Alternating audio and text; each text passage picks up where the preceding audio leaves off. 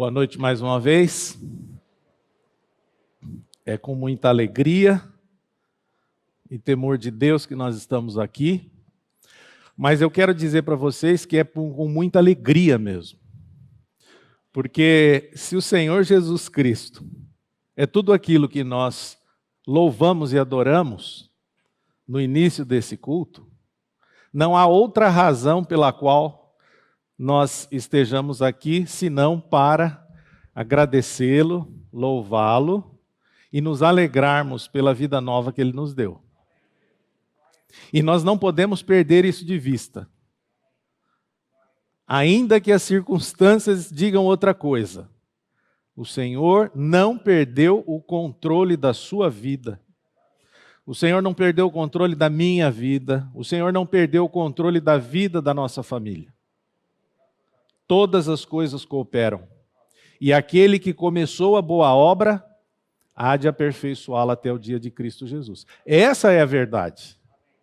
Em que nós possamos crer nessa verdade, que o Senhor nos dê fé para isso. E não duvidarmos da palavra de Deus. Porque a dúvida não provém de Deus. E o texto que eu gostaria de compartilhar com vocês hoje é João capítulo 13. É um versículo, uma passagem conhecida, e eu vou pedir para a Patrícia, para ela ler para nós, João capítulo 13, dos versículos 1 a 17. E depois eu lerei uma parte menor do versículo 12 ao 17. Tá bom? Ora, antes da festa da Páscoa, sabendo Jesus que era chegada a sua hora de passar deste mundo para o Pai, tendo amado os seus que estavam no mundo, amou-os até ao fim. Durante a ceia, tendo já o diabo posto no coração de Judas Iscariotes, filho de Simão, que traísse a Jesus, sabendo este que o Pai tudo confiara às suas mãos, e que ele viera de Deus e voltava para Deus, levantou-se da ceia, tirou a vestimenta de cima, e tomando uma toalha, cingiu-se com ela. Depois, deitou água na bacia e passou a lavar os pés aos discípulos e a enxugar-lhes com a toalha com que estava cingido.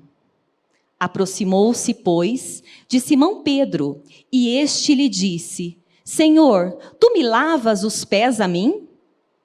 Respondeu-lhe Jesus: O que eu faço não o sabes agora, compreendê-lo-ás depois.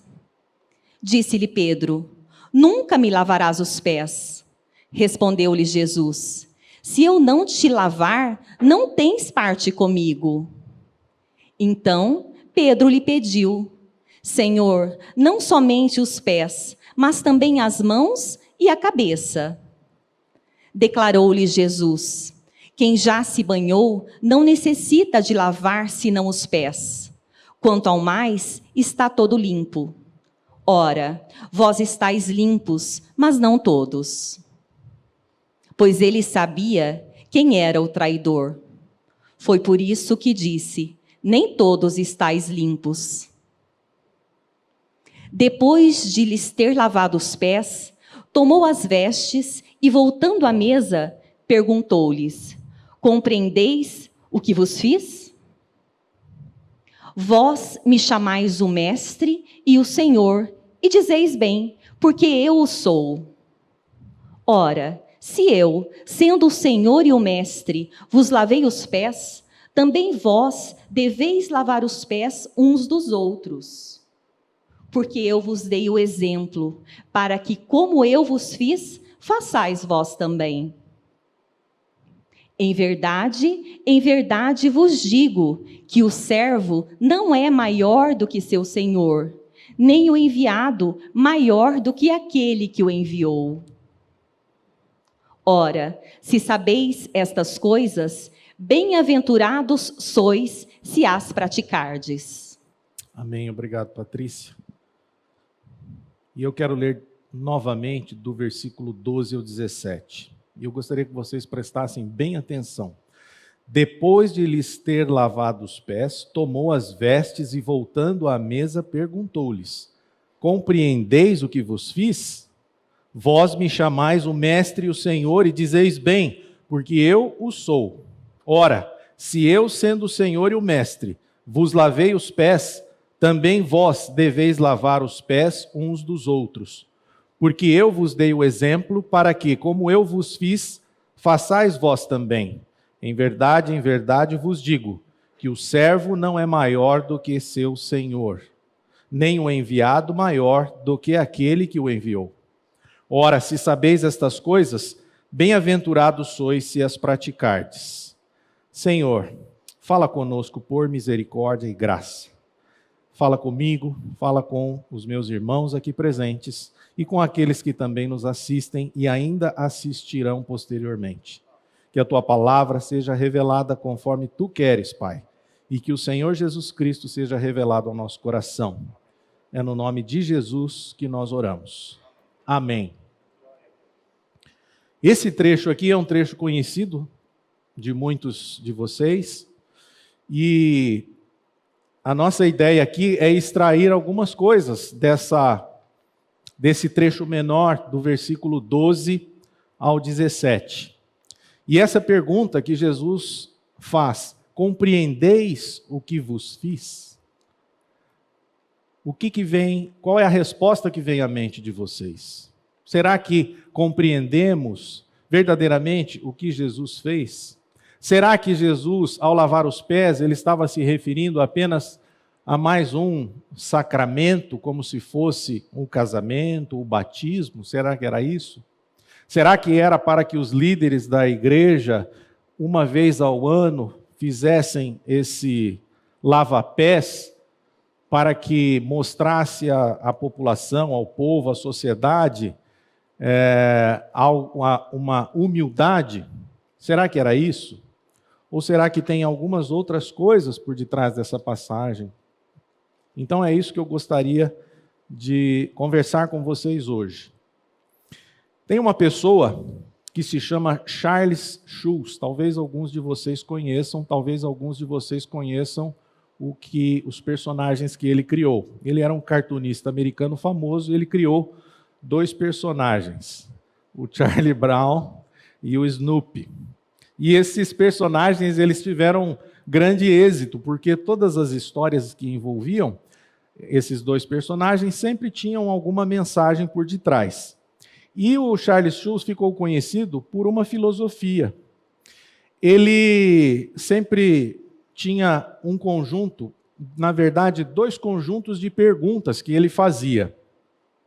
E o primeiro conjunto de perguntas que ele fazia era o seguinte: ele pedia para o leitor nomear, e aqui eu vou falar mais de forma generalizada, e eu quero que você pense nisso também. Rapidamente, se você consegue responder a essas perguntas. As 5 pessoas mais ricas do mundo, as 10 pessoas que ganharam o prêmio Nobel, os maiores medalhistas da última Olimpíada, a última meia dúzia de vencedores do Oscar no prêmio de atriz ou ator, e os times que ganharam os 5 últimos campeonatos mundiais de futebol. Eu vou dar uma abrasileirada aqui. Será que alguém se lembra? E qual que era? Não. Não lembro. Eu não lembro nenhum desses nomes. Quando muito do Michael Phelps, porque ele nadava e eu também era nadador, e eu me lembrei dele, mas ele não foi o último nadador a ganhar muitas medalhas. Então, qual que é o objetivo dessas perguntas? É mostrar que nós nos lembramos muito pouco dessas pessoas famosas ou dessas celebridades. Por quê? Porque elas não são importantes para nós. Só por isso. E o segundo conjunto de perguntas que o Charles Schulz fazia era o seguinte: ele pedia para o leitor nomear uma classe diferente de pessoas. Ele pedia para você nomear alguns professores que o ajudaram na época da escola, alguns amigos que o ajudaram em algum momento difícil da sua vida, algumas pessoas que ensinaram a você algo que valeu a pena na construção, na sua caminhada pessoal, algumas coisas, algumas pessoas que fizeram você se sentir uma pessoa especial ou uma pessoa apreciada. E as pessoas com quem você gosta de passar o tempo. Essas pessoas nós conseguimos nos lembrar. Por quê? Porque essas pessoas, elas têm uma característica. Elas fizeram alguma diferença na nossa vida. Elas se importaram conosco. Bom, o Charles Schulz era cristão. Então, existia alguma coisa por detrás, que eu acredito que era a mensagem do Evangelho, a vida de Cristo. E o que isso tem a ver com o lava-pés? Tem a ver que o lava-pés nada mais é do que uma parábola para os nossos olhos. Eu gostei muito quando eu li essa expressão. O lava-pés é uma parábola para os nossos olhos. A Cristina até comentou, puxa, se pudesse projetar a imagem, né, de algum do Senhor lavando os pés, ou se nós pudéssemos imaginar alguém lavando os nossos pés, talvez fosse algo que a gente compreendesse um pouco mais. Mas o lava-pés é uma parábola para os nossos olhos. E quando Jesus vestiu a toalha de um servo e lavou os pés sujos dos seus discípulos, ele deixou claro que o que realmente importa é o tipo de ministério que ele teve e que nós temos em relação às pessoas. O que nós fazemos para as pessoas. Porque é isso que vai marcar a vida das pessoas. E Jesus Cristo, nós não precisamos dizer muito aqui ou enfatizar. Ele se importou conosco.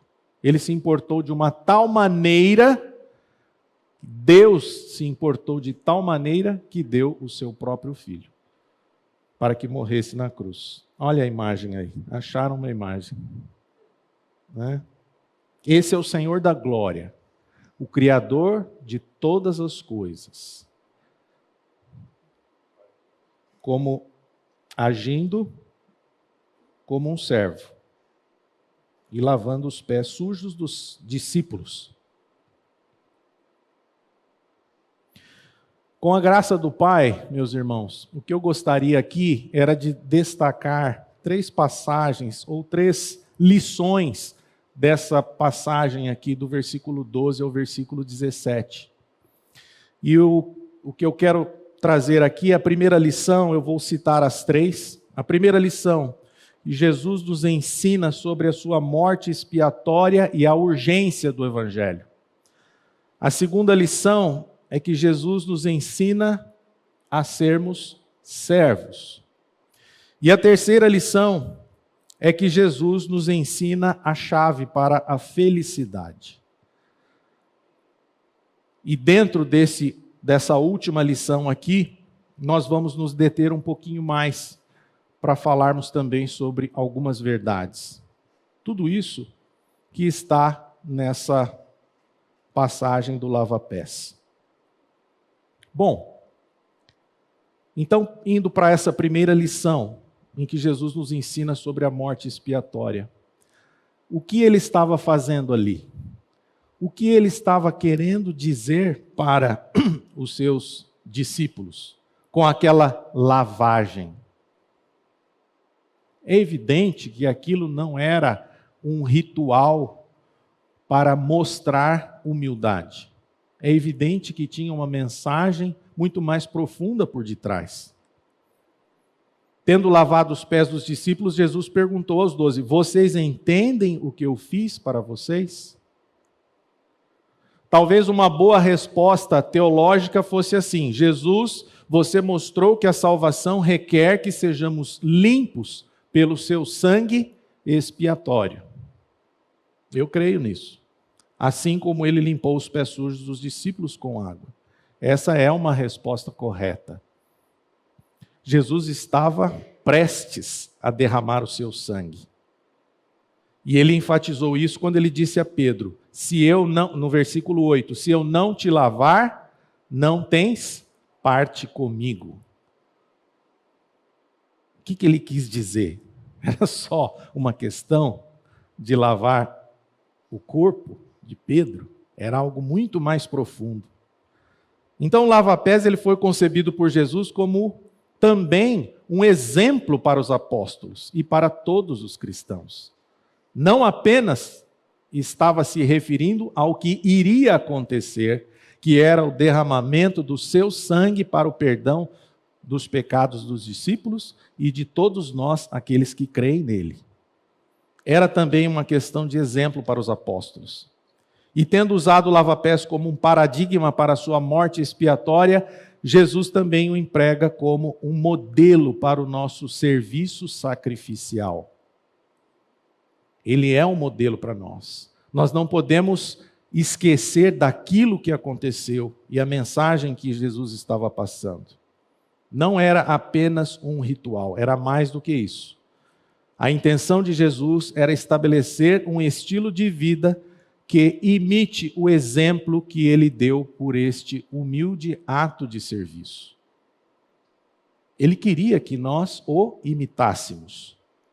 Evidente que para isso é necessário primeiro que nós tenhamos a vida dele. Mas não basta nós termos apenas a vida dele. Para isso que Jesus apontou ali. Ele queria que nós seguíssemos o exemplo. E se voltarmos lá para o início do capítulo 13, nós encontramos uma preocupação ministerial de Jesus, que ele assumiu no lava-pés. Um senso de urgência com o Evangelho. Porque o que está escrito lá no versículo 1 do capítulo 13? Jesus sabia que era chegada a sua hora de partir deste mundo para o Pai. Ele sabia. Ele sabia exatamente o que estava para acontecer. E ele então, naquele momento, ele resolveu fazer o lava-pés. Então isso sugere para nós cristãos que nós devemos estar em sintonia com o quê? Com as necessidades espirituais de qualquer situação, tanto nossa quanto a do próximo.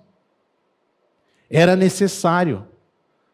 Jesus sabia o que iria acontecer a ele e ele queria exatamente ensinar os discípulos como eles deveriam agir. Jesus estava ciente que nas próximas 24 horas ele seria preso, julgado e morto na cruz. Portanto, ele centrou seus esforços nas prioridades do Evangelho. Os cristãos também devem olhar para os tempos de suas vidas como dias de urgência. Como você tem encarado a sua caminhada cristã? Como, quem sabe, o último dia da sua vida? Como os últimos momentos da sua vida? Como você tem encarado isso?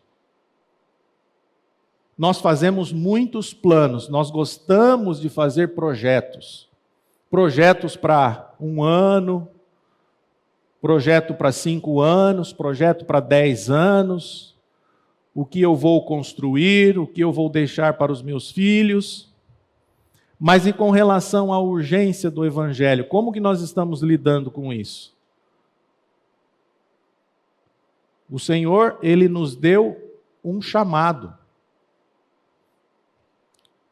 Ao dar a nós uma experiência de novo nascimento, ao dar àqueles que creem em Jesus, que creem na sua morte na cruz, ao nos dar a sua vida, Ele nos deu uma missão, de levarmos o Evangelho.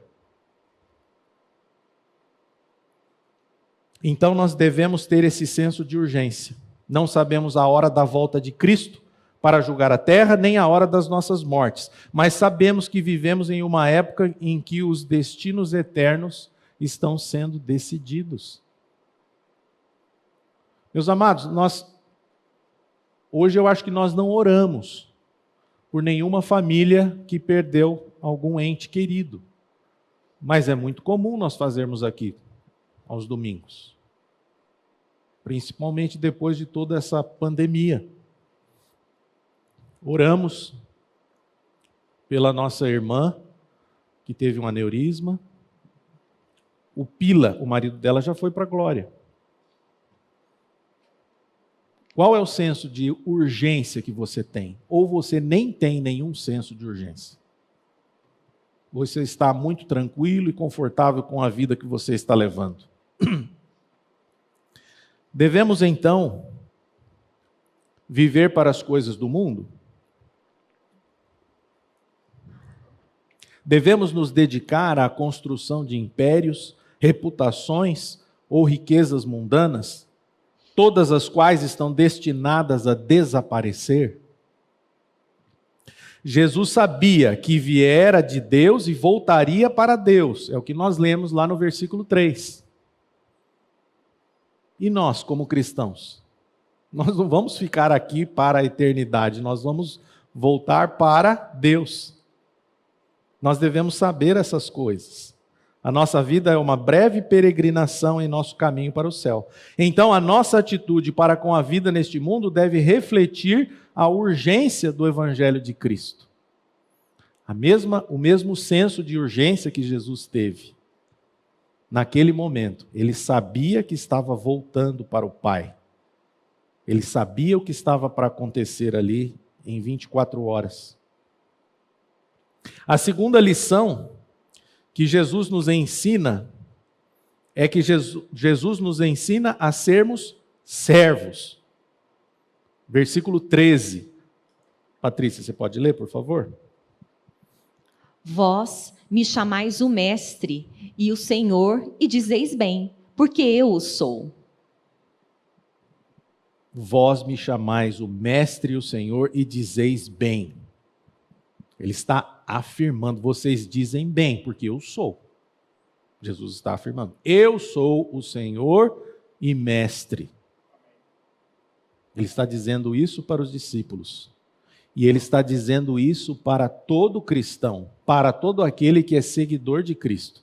Ele é nosso Senhor e Mestre. Não adianta você dizer que crê em Jesus, não adianta você dizer que teve uma experiência de novo nascimento e ao mesmo tempo Jesus não ser seu Senhor e Mestre. Isso é uma contradição ou uma ilusão. Ou ele é ou ele não é. Nós não somos salvos porque nós temos uma doutrina em que nós acreditamos. Nós somos salvos porque pela fé confiamos na palavra de Deus. Não é uma questão de se ter uma religiosidade ou se acreditar em alguma filosofia qualquer, não é isso. Um pastor batista no Canadá, chamado Bruce Milne, ele escreveu assim: uma das principais expressões de nossa submissão a Jesus como nosso Senhor é nossa disposição em permitir que Ele seja nosso mestre. Vou ler novamente. Uma das principais expressões de nossa submissão a Jesus como nosso Senhor é nossa disposição em permitir que Ele seja nosso mestre. Nós estamos permitindo que Jesus nos ensine? Nós estamos permitindo ou temos alguma disposição para sermos ensinados por Ele? Ou nós não queremos isso dele?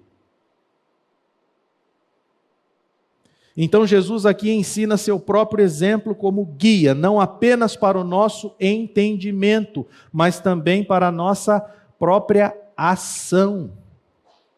Ele está nos ensinando a agir e não apenas a saber das coisas. Quando ele pega e cinge o seu corpo com a toalha e agacha-se e lava os pés sujos, o que é que ele está ensinando? Ele está mostrando algo na prática.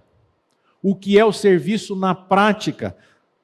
E eu acredito que nós temos uma dificuldade grande, nós achamos que a salvação em Cristo é uma questão apenas teórica, mas ninguém vai para o céu por conta de alguma teoria. O Evangelho é extremamente prático.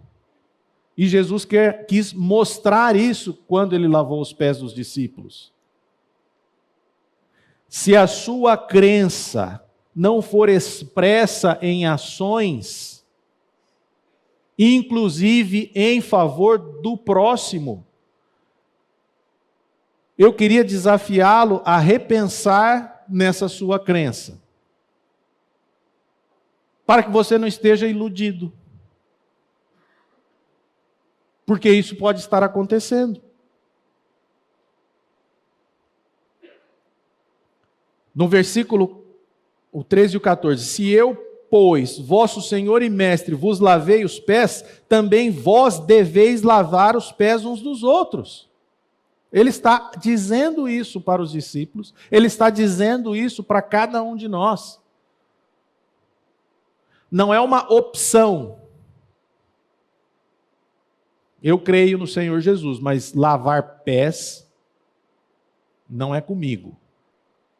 Entendam aqui, o lavar pés não é o ato em si de lavar os pés, mas é de fazer qualquer coisa em favor de outra pessoa.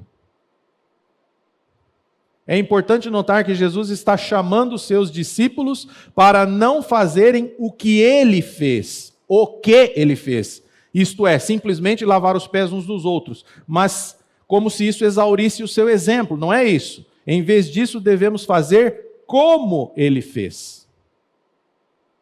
Versículo 15. Pode ler, por favor? Porque eu vos dei o exemplo, para que, como eu vos fiz, façais vós também. Como eu vos fiz, façais vós também. Ele não está dando uma opção para você. Ele está dizendo, façais vós também. Façais, eu fiz isto, façais vós também. Não, é um exemplo. Eu vos dei o exemplo. Não é o lava-pés em si. É muito mais do que isso. Abraçar um estilo de vida, de ministério humilde, sacrificial e pessoal. Os cristãos devem viver de uma maneira que se incline de bom grado para realizar até tarefas servis, que transmitirão o amor de Jesus ao mundo. Até aquilo que é mais servil. Pensa em algo que talvez para você fosse humilhante. Será que para o Senhor da glória lavar os pés sujos de discípulos não era algo humilhante? Ele é o Senhor da glória, ele é o Rei, e ele fez isso. E por que você e eu achamos que nós não podemos fazer algumas coisas servis em favor de outras pessoas? Porque isso vai ferir a nossa dignidade?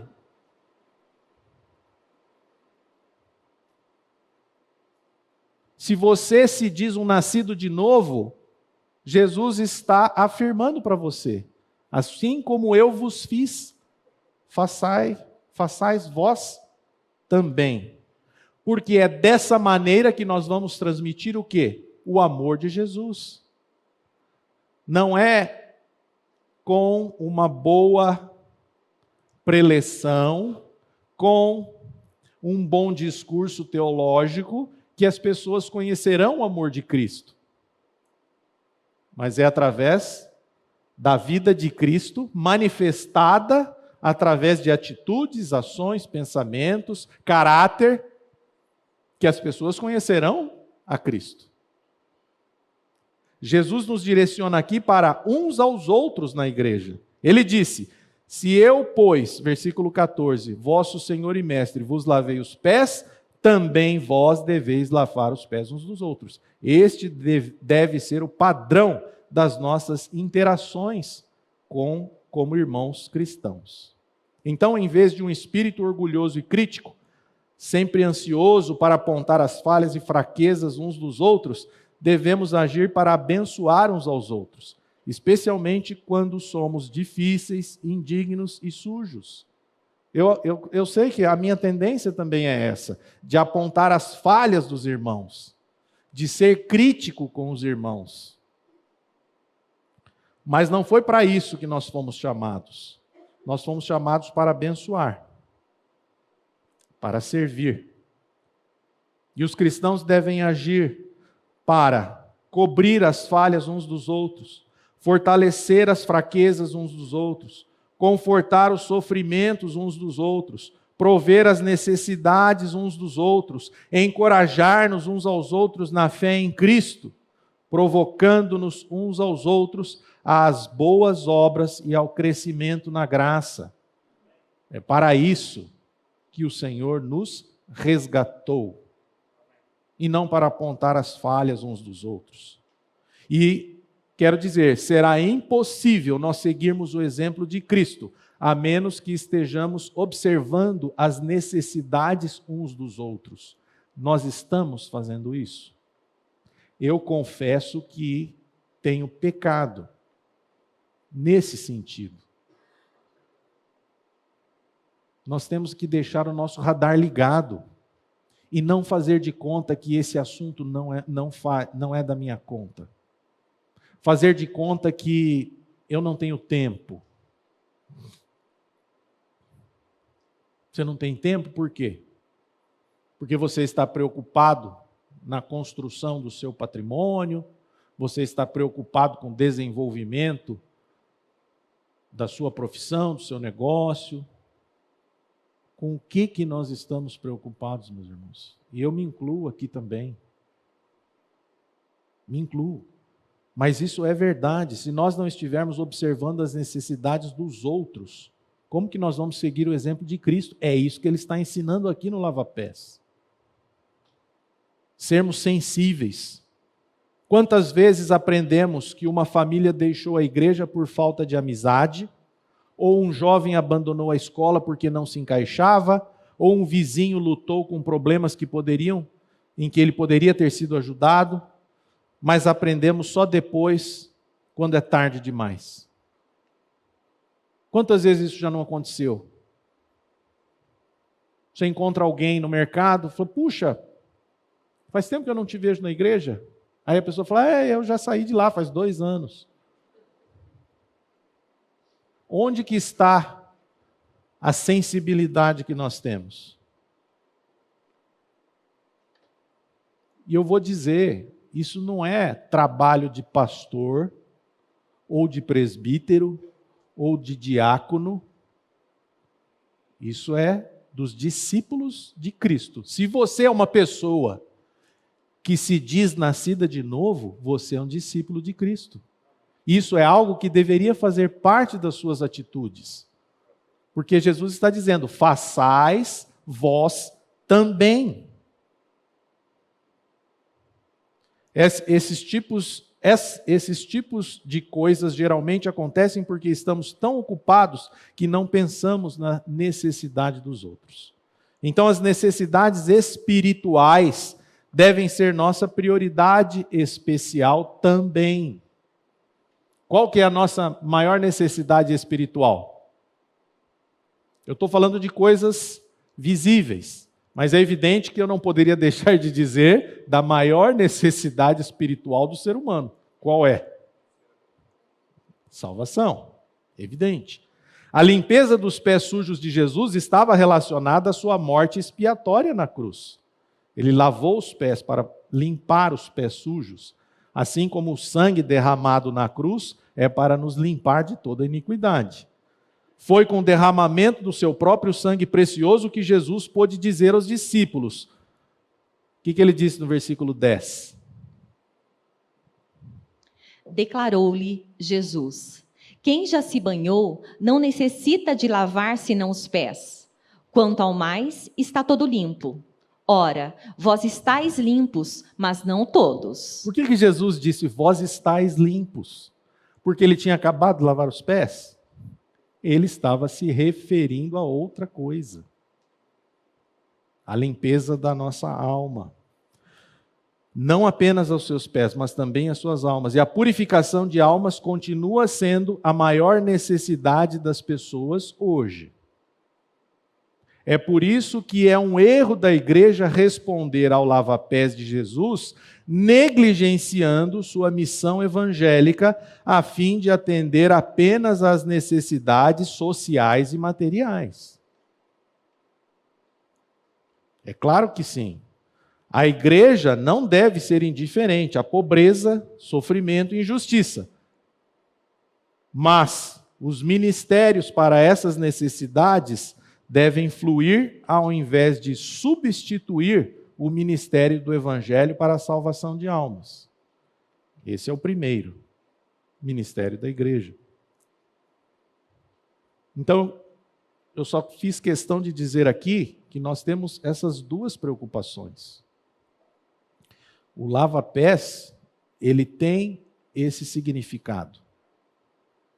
Nós precisamos estar atentos às necessidades das pessoas, tanto as necessidades exteriores, quanto a necessidade espiritual.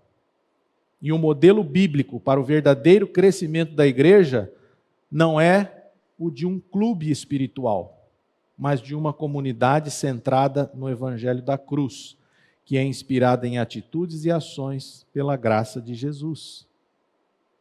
Esse é o modelo.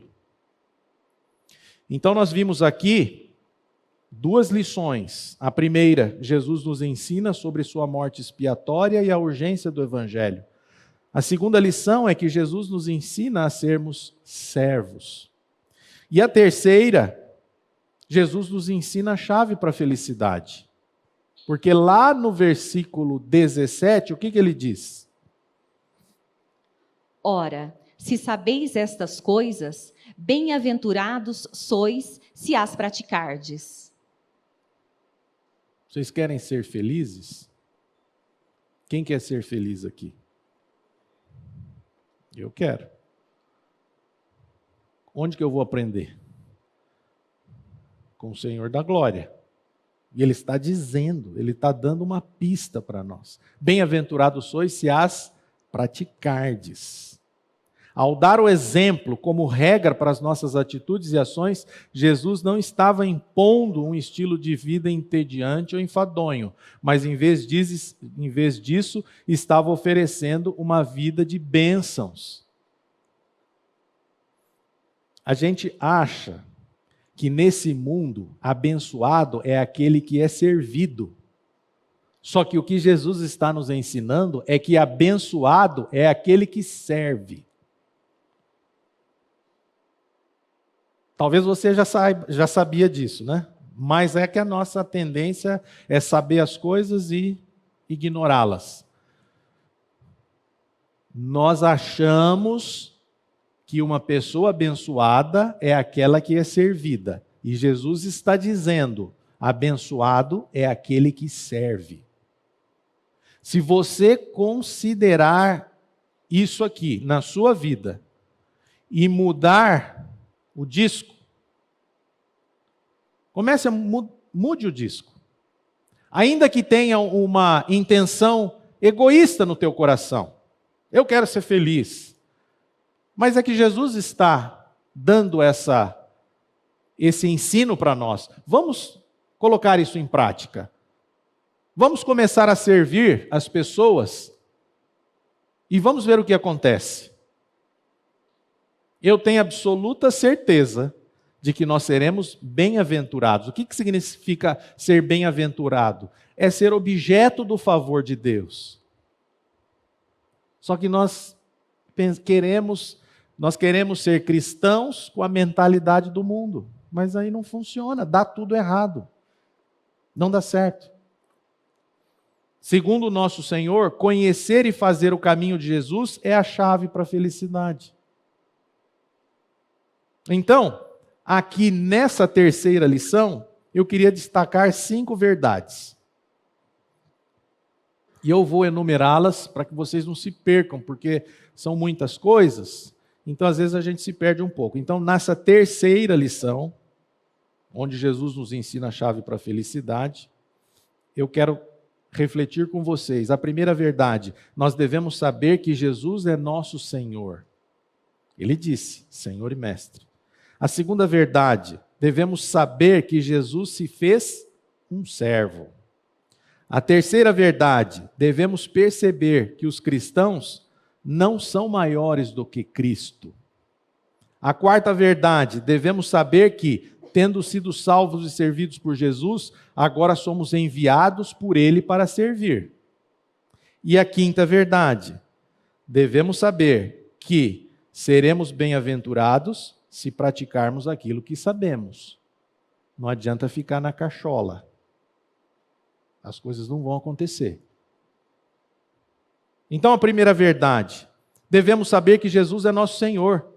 E isso é muito importante, porque toda a premissa do ensino de Jesus é que a sua posição como mestre e Senhor ordena que sigamos o seu exemplo. Ele é Senhor? Ele é Senhor da sua vida? Se Ele é Senhor da sua vida, você não tem outra saída a não ser obedecê-lo. Não adianta você simplesmente saber que Ele é Senhor. Se Ele for Senhor da sua vida, isso implica em dizer que nós precisamos o quê? Obedecê-lo.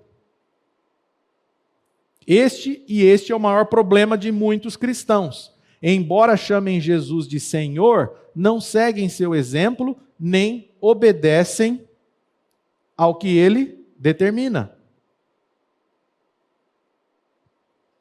Esse é o problema.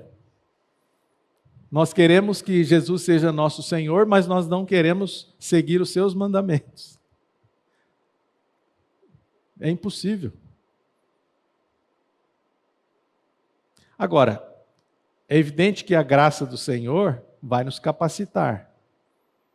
Mas você precisa entender essas coisas. É isso que o Lava Pés está dizendo aqui, mostrando para nós. Nós temos muitas obviedades na nossa mente.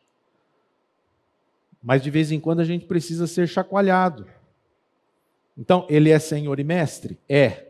Então precisamos seguir o seu exemplo. O resultado é que suas vidas estão um caos. E essas pessoas não recebem a bênção que deveria ser deles. Por quê? Porque não adianta você apenas declarar que Jesus é Senhor. Agimos como se fôssemos o Senhor e Ele fosse o servo. Será que não é assim? Será que é assim? Não é assim que nós pensamos? Será que não é assim que nós agimos? Como se eu fosse o Senhor e Jesus fosse o servo. Como que é a sua oração? Examine as suas orações algum dia e veja se a maior parte de suas petições não consiste em dizer a Jesus o que Ele deve fazer por você e muito menos em perguntar o que você pode fazer por Ele. Amados, se nós formos sinceros conosco, nós quase que determinamos, né? O que Jesus deve fazer. E ainda dizemos, porque eu sou fiel. Está totalmente invertido, está tudo invertido.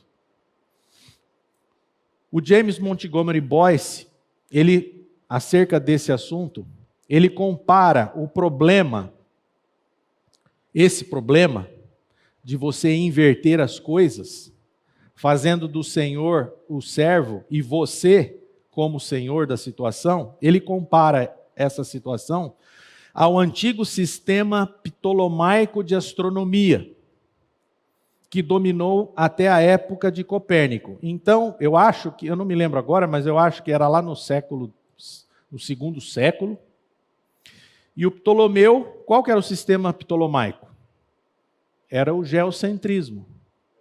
A Terra estava no centro, e isso perdurou até 1400, se não me engano, quando Copérnico disse: é o Sol que está no centro.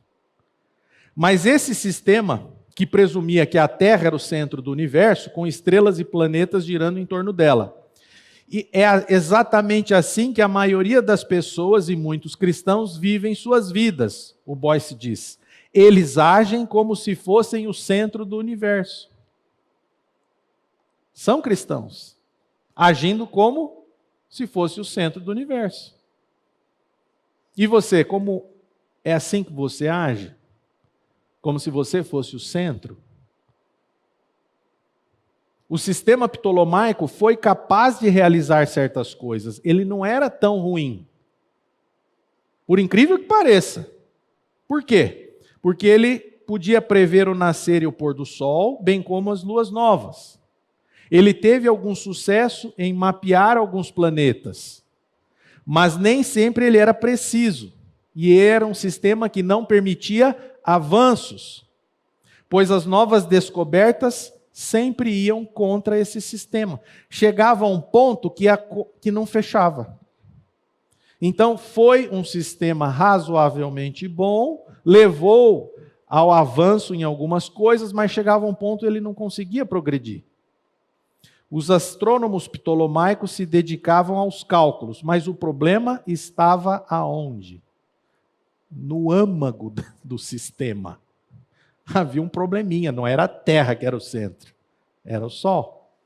E nós experimentamos a mesma coisa quando nos colocamos no centro do nosso universo espiritual, fazendo com que todas as coisas girem ao nosso redor, inclusive Deus, fazendo com que a vontade de Deus, ela seja a minha vontade, e não o inverso.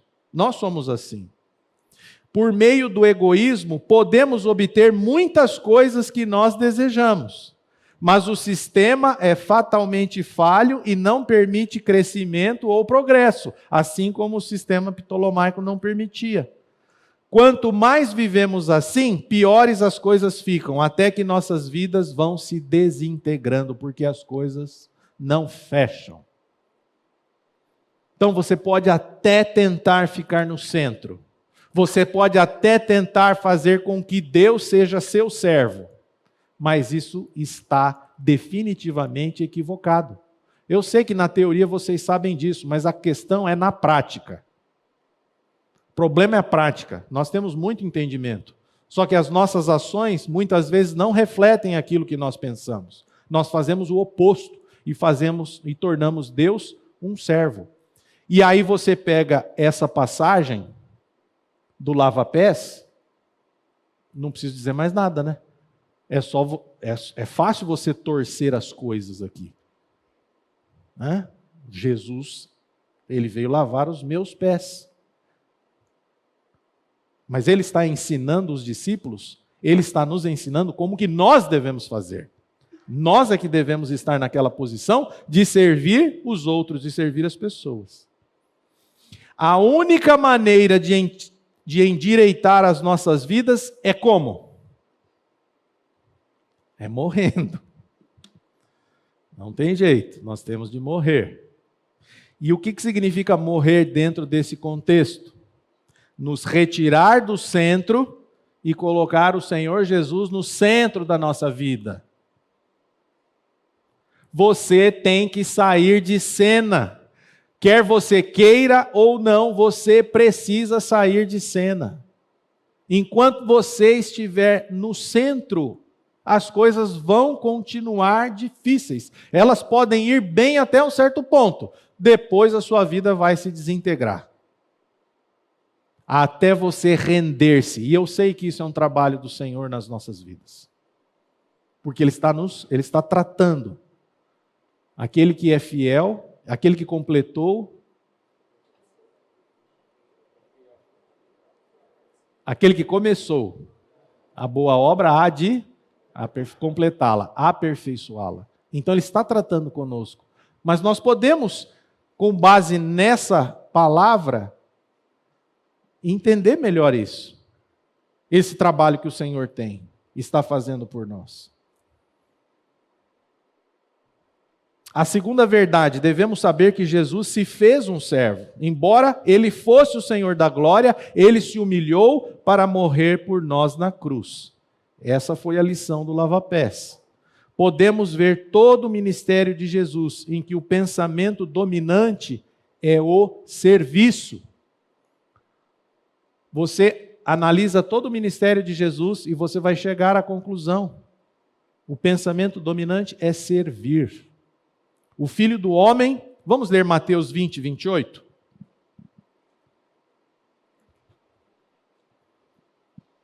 Tal como o Filho do Homem, que não veio para ser servido, mas para servir e dar a sua vida em resgate por muitos.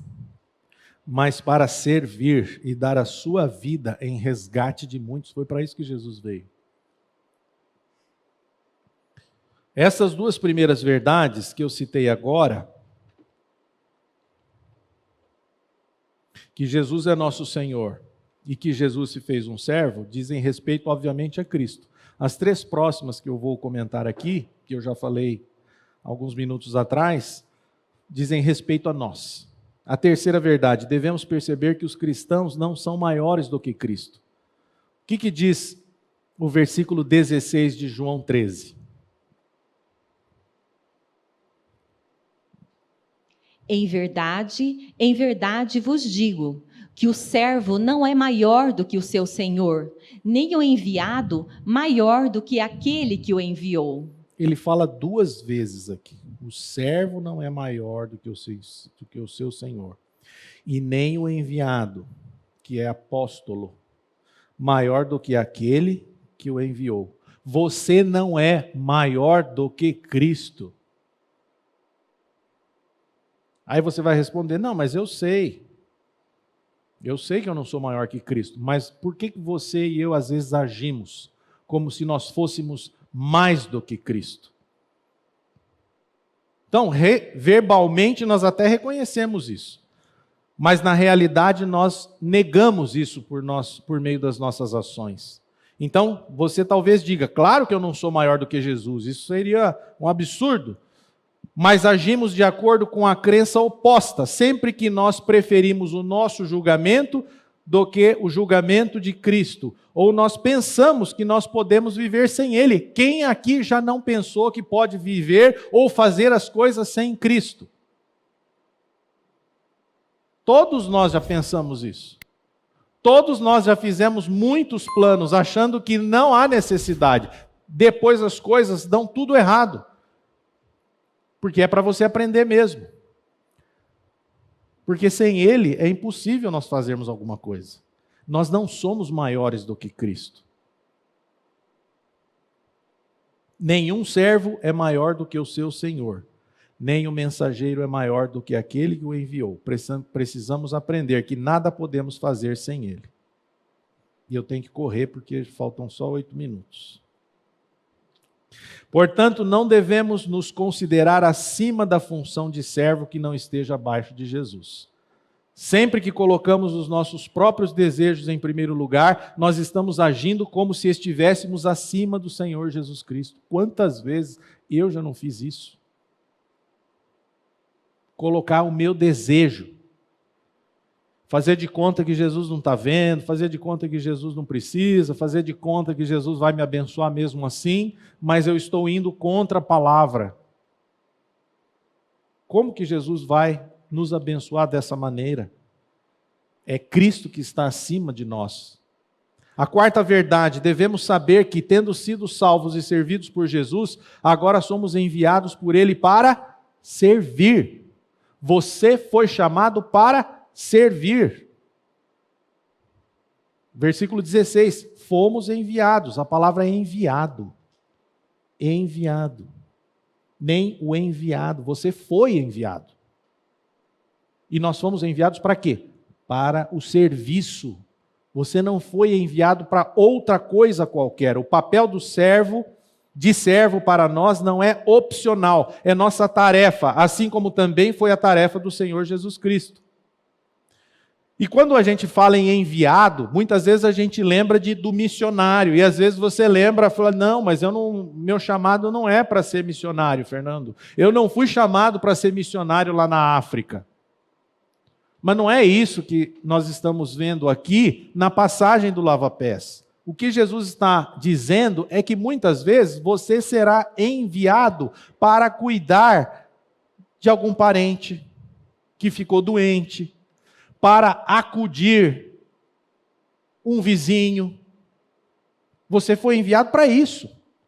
Quando alguém te para, ou liga para você, ou manda uma mensagem, às vezes uma simples mensagem, pedindo uma oração. Quantos de nós aqui não fazemos parte dos grupos da igreja, de algum grupo, e alguém pede uma oração? Não é? E às vezes a gente está tão ocupado que a gente só põe a mãozinha. Um emoji de mãozinha. Quando nós poderíamos fazer uma oração. É isso que você foi enviado para isso. Ou você então nem olha. Ah não, os outros irmãos já oraram. Nós fazemos assim. Ser um missionário nem sempre significa que vamos fazer viagens missionárias. Isso pode significar que sejamos enviados ao hospital para cuidar de alguém, na casa ao lado, levar um prato de comida, cuidar uns dos outros, como o Senhor cuidou de nós. E a quinta verdade, devemos saber que seremos bem-aventurados. O que é bem-aventurados é makarios, que significa feliz. Bem-aventurados é ser o objeto do favor de Deus, se praticarmos aquilo que sabemos. Jesus está sendo enfático nisso. É o versículo 17. Ora, se sabeis estas coisas, bem-aventurados sois se as praticardes. Vamos ler também Tiago 2:26.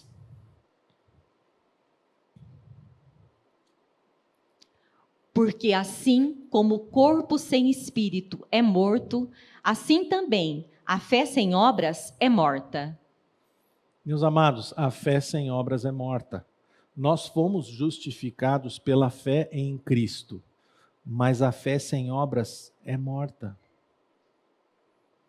Isso serve como um termômetro para medir a temperatura da nossa... Será que nós estamos... Às vezes você vai pôr o termômetro e você está gelado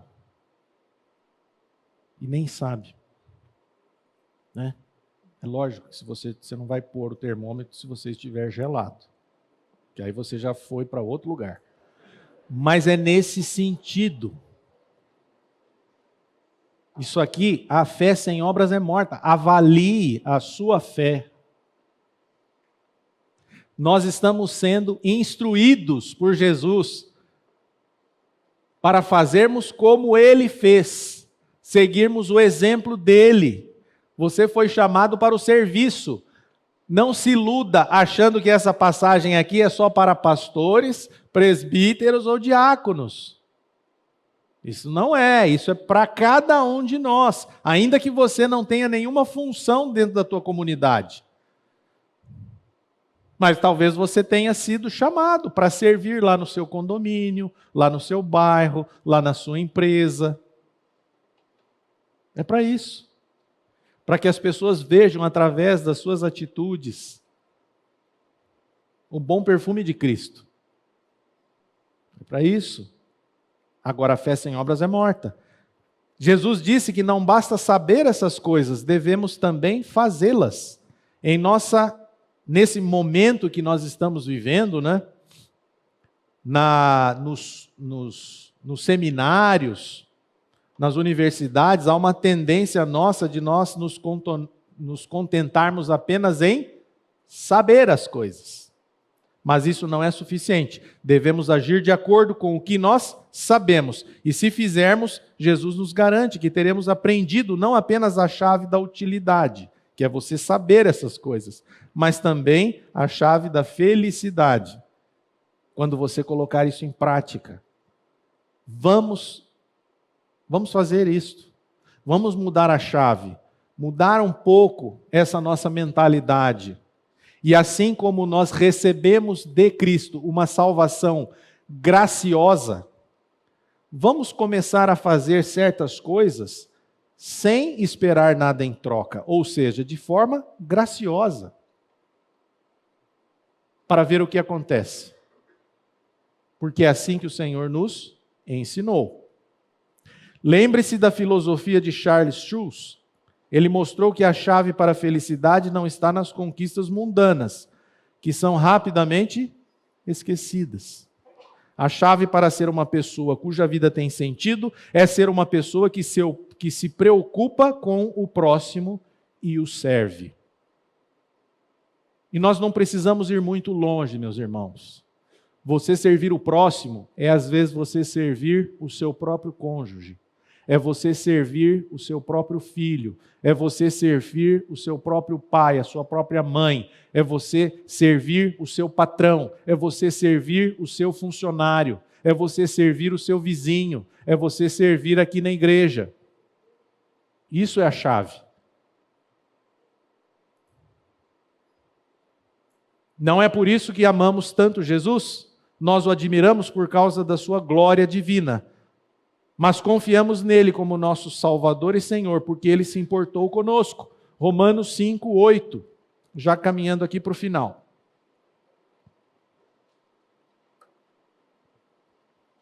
Mas Deus prova o seu próprio amor para conosco pelo fato de ter Cristo morrido por nós, sendo nós ainda pecadores. É isso. Você era um miserável pecador e eu também, mas ele se importou conosco. Ele se importou. Ele nos amou. Por quê? Porque Cristo morreu de fato, quando nós ainda éramos pecadores. Ele não ficou esperando nada em troca para morrer por você. Ele não esperou que você viesse até a primeira igreja batista, ele não esperou que você fizesse um curso, ele não esperou que você fosse batizado, ele não esperou nada disso. Ele simplesmente morreu por você. Mas por que nós temos essa maldita mania de fazer para os outros, sempre esperando algo em troca? Jesus está decididamente nos ensinando que a chave da bem-aventurança é o oposto. É o oposto. O mundo vai dizer o contrário. Se você quiser ouvir o mundo, ele vai dizer o contrário. Todos sabem que exatamente o oposto é verdadeiro, vão dizer. Quem vence são os orgulhosos, Fernando, não os pobres de espírito. Felizes são os que dominam. Agraciados são os agitadores que se colocam antes dos outros. Esses são os que são bem-sucedidos. Mas isso aqui é como o sistema ptolomaico. Ele vai dar certo até um certo ponto. Depois ele vai desintegrar. E a sua vida vai se esfacelar. Então não fique colocando como parâmetro aquilo que o mundo diz. Vamos dar voz para aquilo que Jesus está nos ensinando. E lembre-se daquilo que Jesus fez. O lava-pés é uma parábola para os nossos olhos. Vamos olhar para isso. Observe o que Jesus diz no início, em João 13,16. Em verdade vos digo. Ele está dizendo, em verdade vos digo. É a verdade que ele está dizendo. Não creia no sistema ptolomaico. Creia no sistema copérnico. Não fique julgando pelas aparências. Isso é fé. Fé naquilo que Jesus diz. Ele mostrou a verdade aos seus discípulos, quando enrolou a toalha de servo em sua cintura e, especialmente, quando estendeu as mãos e os pés para serem pregados na cruz. É isso que ele fez. Gente, isso aqui não é filosofia. Isso aqui é fato. Ele fez, de fato, isso, para nos ensinar que nós tenhamos graça de abrir os nossos olhos e reconhecer que a verdade, essa verdade que nós acabamos de ler, é a única maneira de sermos verdadeiramente abençoados. Crermos naquilo que Jesus Cristo fez, no lava-pés, mas também na cruz. dando-nos a vida dele e nos atraindo na sua morte para que nós pudéssemos receber uma nova vida, a vida do alto. Amém? Vamos orar. Pai, obrigado, Senhor, pela tua palavra, que o teu Espírito Santo nos convença acerca de tudo isso que tratamos aqui. Pai, nós temos um coração duro muitas vezes. Que o Senhor quebre o nosso coração e que pela tua muita misericórdia nós sejamos transformados e que pela tua graça possamos nos render à obra que o Senhor fez na cruz. Faz isto, Pai, na minha vida e na vida de todos os meus irmãos e de todos aqueles que nos assistem. No nome precioso de Jesus que nós oramos. Amém.